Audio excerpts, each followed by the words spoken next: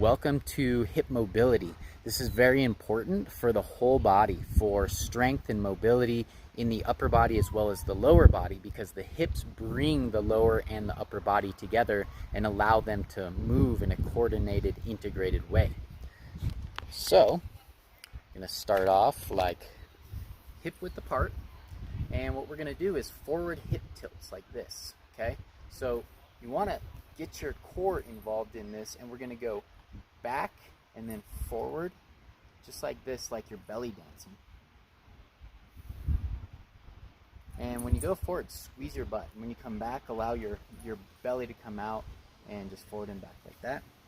And then when we go sideways, same thing, hips neutral, feet forward, and we're going to go side to side, trying to keep the ribs stable.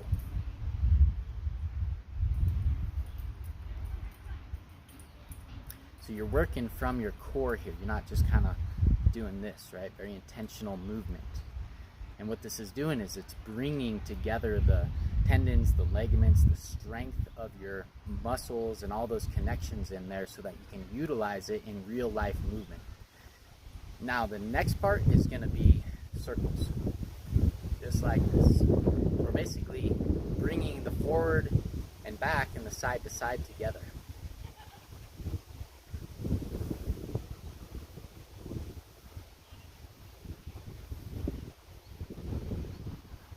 Now again, being really aware of the ribs, you can even put your hands on the ribs to keep them from moving.